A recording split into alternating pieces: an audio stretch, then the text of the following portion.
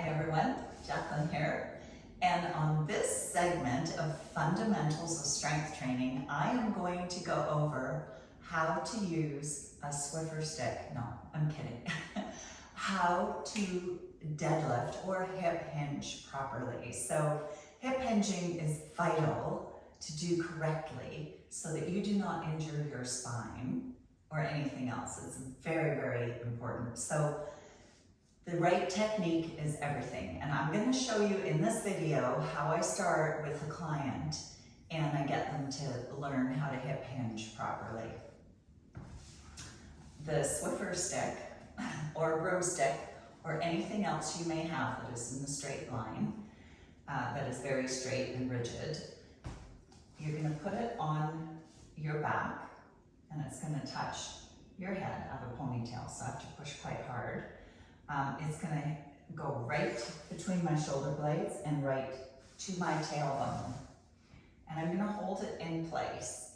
And then, without having it move anywhere, I'm going to have a micro bend in my knees and not hyperextend it, because then watch what happens to my back when I hyperextend. I get a big arch. So you've got to keep a micro bend in your knee. So this is primarily for an RDL and to learn how to hip hinge properly. So Romanian RDL is a stiff-legged Romanian deadlift. So you're going to come down from the hips. So you can see how I'm hinging. I have a micro bend in my leg and I'm hinging. So this is part one. So if you're learning how to properly deadlift, you're going to do it this way. I have my toes all on the floor. I do not have them lifted. So my baby toe, my big toe, and my heel is all firmly planted on the floor. My legs are hip width, slightly wider than hip width is okay, apart. You're going to feel a slight pull in your hamstrings, which you should be feeling.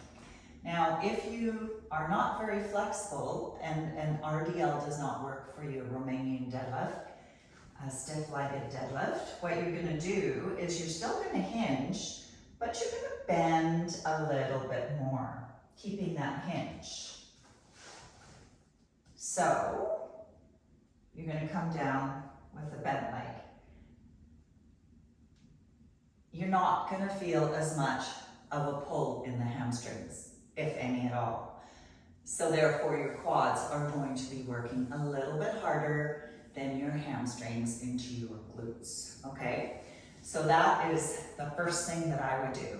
Once they have that down, then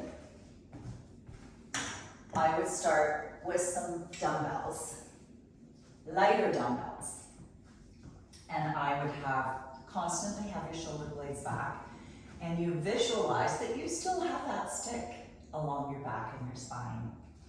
You don't look up as you come down, you keep your neck neutral. You have your shoulder blades back, your core is tight, your knees are bent, your weights are coming really close to your legs, even touching them. You come down just far enough that you do not round out your spine, and you're going to feel that pull in your hamstrings. So for me, I'm quite flexible, so I can come down quite far. But I know that if I go any further than this, I'm just below my knees, I'm going to start to round out my lower back. There's no way that I can't. So everybody is different, but you want to be very, very acutely aware of the point that that starts to happen. So you're coming down, you have the weights close to your legs or your barbell. It's always close to your legs, and you're going to come down and up. Is it okay to start from up top with your weights? Yes. If you have a barbell and you have big bumper plates on the barbell and you have the flexibility, I would still bend my legs to pick it up, come up, and then start to lower if I'm going to use the barbell. I prefer to pick the barbell off a rack, move back, and start from there, because then I know 100% sure I have proper form going down. If I'm going to be taking deadlifts with a barbell from the ground, and if you're just starting out, you're not going to be doing that because the barbell on its own is 45 pounds, okay? But if I were to do that, take it off the ground, then I would bend my legs. I've still got the hip hinge going on. I would hip hinge, bend my knees, pick up the bar, and pop up. And then continue to do that if I'm deadlifting a very, very heavy weight. Or doing my RDLs. That is for free weights, proper form technique, keep the shoulder blades back. You don't need to come up and squeeze the bum, walk out the knees. That's not good for your knees. It's not necessary. You're just gonna come down and come back up. Sometimes I get my clients to reset their shoulders if I notice that they're starting to slouch forward. Down, up, reset. You don't have to have your weights come back to the side. You can keep them just going down your thighs, your shins, come up. And if you want to reset, you can reset. So it's sometimes a good habit to get into so that you don't, with time, start to slouch forward. It's not good, okay? So that's dumbbells, the stick first, then you do dumbbells, and then I've got a kettlebell that I'm gonna show you. So kettlebell swings, another hip hinge move. I love my kettlebell. See how I picked it up? It's a lighter weight. I bent down, single arm, picked it up. I bent my knees, hip hinge, pick it up. Don't go down straight, ever, to pick something up straight, okay? So with your hip hinge, with your kettlebell swing, you're hip hinging, and your legs are slightly wider than hip width apart, and you're gonna start to swing. And your hips are doing all the work. Your arms are doing a little bit of the work, but it's mainly momentum from the hip hinge. You do not have to lock out your glutes because then of course your lower back arches. It's not a good thing. So you're just gonna swing, swing to shoulder height is your Russian kettlebell swing. You can see how I'm using momentum. I'm holding on, I'm not doing a death grip. I'm swinging. It's a lot of fun. It's using momentum, it's using your glutes, it's using your hamstrings, it's using your core, and it's gonna get your heart rate up. American kettlebell swing, you go up, overhead. It's not my favorite because I personally, at 62, at any age, I started kettlebell swinging at around 45. I don't like how my arms are close together, and as they come up overhead, they stay close together. Your shoulder can get impinged. It's a little bit radical on the shoulders. If you love your American kettlebell swings, by all means go do them.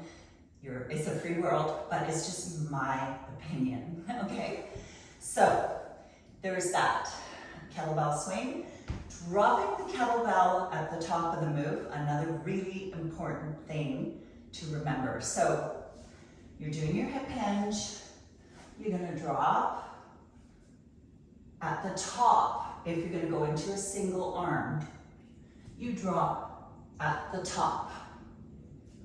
You never drop at the bottom and lift it. I have seen people do that and tear a muscle, pull a muscle through the forearm. You don't want to do that. So always drop it at the top. Another precautionary measure is when you're swinging it high and you're going to drop it at the top, don't let it go and catch it in midair. This is a recipe for disaster. because you could swing it really hard, let it go, and it could go further and land somewhere where it could break a mirror. It's happened. It hasn't happened, but I had a client who just loved swinging so much. He'd swing it, and then he'd kind of catch it in midair. It's fun, but it's not safe. So when you're catching it, take it from the other hand.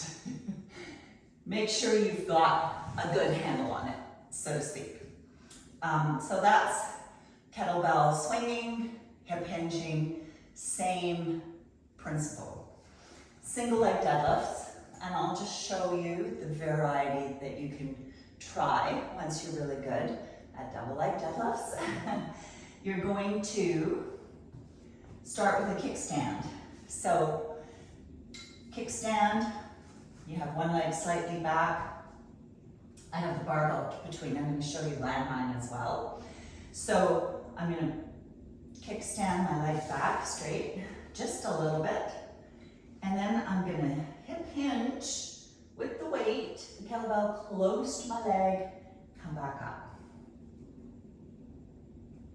And that's a kickstand. So you can do 15 one leg, 15 the other. Gives you a little bit more solid footing. You put most of the weight in the working leg. The kickstand is kind of just that, it's a kickstand. Then, if you want to work on balance, you can stand on one leg. You can use both hands on your weight or your kettlebell. You can have one arm. The weight stays close to the leg, not way out here. Close. You can do the opposite arm. When you use the opposite arm, it engages more of your core, and it is contralateral, which I like, because that's what we do in life. But if you do decide to use the same arm as leg, there's nothing wrong with that, it's just different. Your hips are still square, try not to turn out because you will lose your balance. And you'll find that you're working a different part of the leg. I find I feel this more in my hamstring, a little bit of inner thigh, a little bit less core. Those are those two. And then I'll show you the landmine, okay? So landmine deadlifts. I have black hardwood floors here in my gym, my home studio. So I have a handy little rubber thing at the bottom of my landmine, or barbell. It's called a landmine whenever you do this sort of thing where one part is on the floor. So I don't have a landmine apparatus that's attached to the floor and you put the bottom in. It's just rubber. It's kind of cool. Got it on Amazon in case you want one. And you're going to pick up your barbell, bent legs, and you're going to be towards the end of it. Shoulder blades are down and back. And you're going to come down in your deadlift. So this is one variation. You can also be on this end and do so you have your weights here, your bumper plates, you have your shoulder blades back and down, and you do the same thing. You do your deadlift. You make sure you're close enough to your hands. With your legs. Otherwise, again, you're reaching out. And then there is your single leg. So I'm going to take it around. How am I going to show you guys this? I have my barbell this way. And I'm going to hold on to the barbell and come down single leg.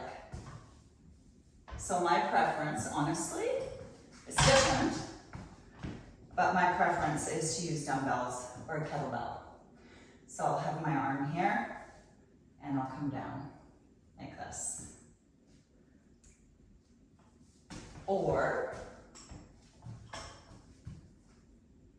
like that, holding it here or holding it here and then coming down this way. It's just, it gives you a variable resistance because one end is on the ground, one end is up. So there you have it. So those are all different ways to do your deadlifts. There is a bent leg deadlift when you're lifting a big heavy barbell. You're gonna bend your knees and you're gonna bring it up. But you see how you're still hip hinging.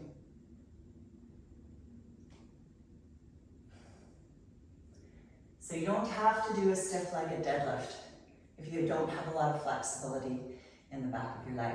There's nothing wrong with doing a deadlift and having more bent knees.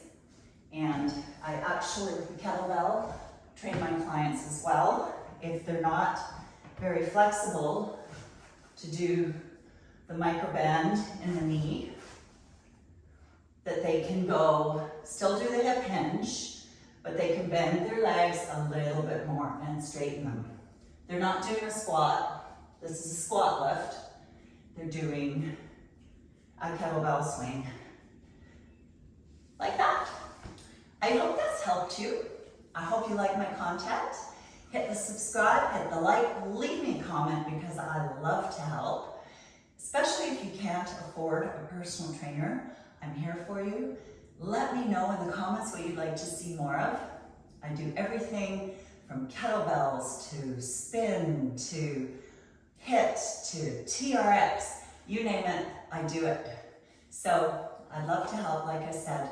Thank you so much and thank you for subscribing. Have a fantastic, strong day. And remember SAS. Give yourself some SAS, some successful aging strategies. I'm your specialist for successful aging strategies, and I give those tips out regularly. Have a great day. Bye.